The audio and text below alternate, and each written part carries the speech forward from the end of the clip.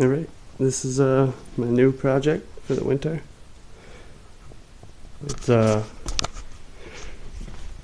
it looks like a Craftsman, and it's the same as those unibody things. You can tell, just look at the way the back is, you can tell what kind of frame that this body came off of.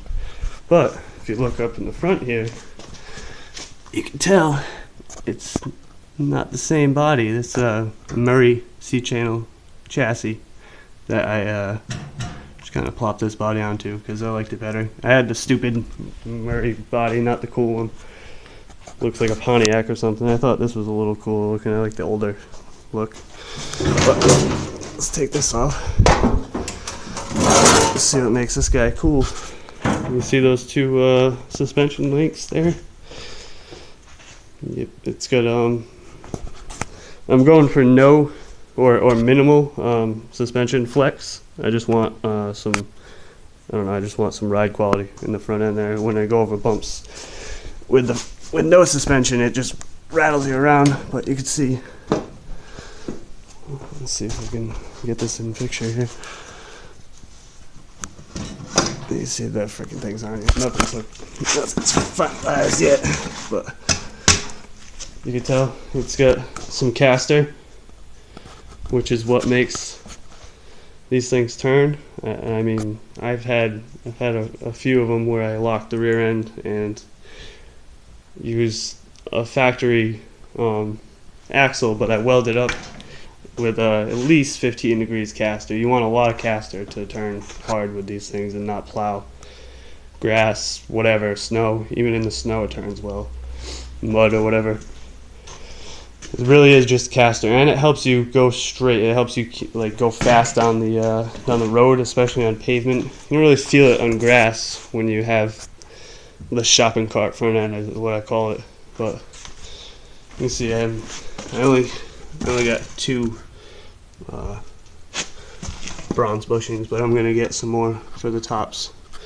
Obviously, these wheels too are the wheels that you can put 1 inch by 3/4 bronze bushings in. That'll be plenty for what I'm trying to do.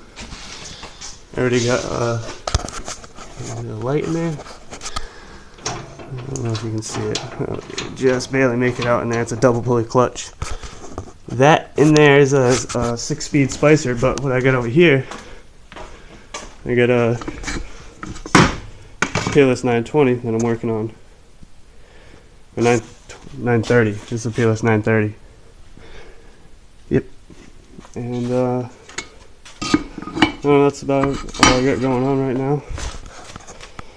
I still have a couple other projects going on too, but I'm getting the snow blowers out. It's about that time.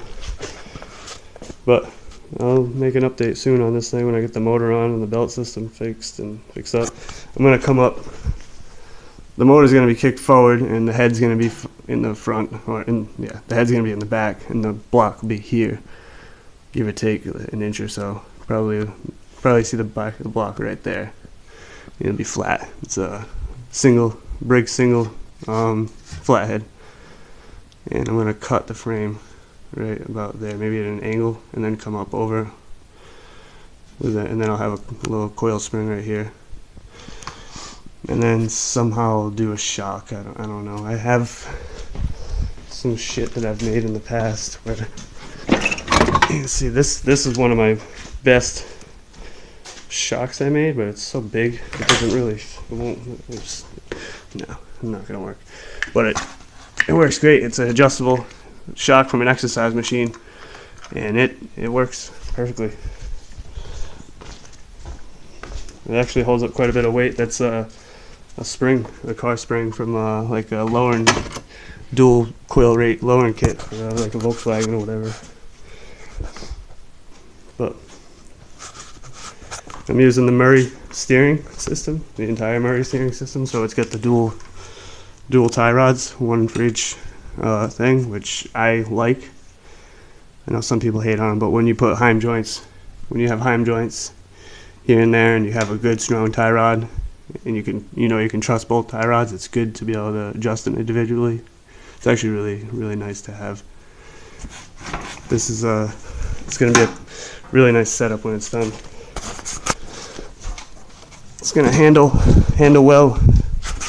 Be able to rally it pretty hard. It's going to have like a, I want to say, maybe a little bit better than 1 to. It's definitely going to be better than 1 to 1. Probably a 6 on the motor and a 4 on the tranny. That's probably what I'll go with. And then won't run a governor. Usually don't with the Briggs, with the old 12 horse flatties. Those are good motors. Fun motor. I have a opposed twin. I have a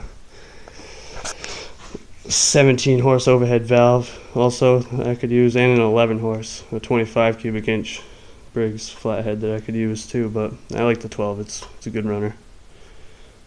And I'd probably use the Spicer, honestly, transaxle, because I want to keep that guy for another project probably. I like the Spicers. They don't whine as much. Obviously they're weaker, but they don't whine as much. That's all I really care about, because I'm not like beating the hell out of it. I'm not jumping it, or I'm just going fast, kind of, and off-roading a little bit. I go through woods trails and stuff. But, all right, that's about all I got today.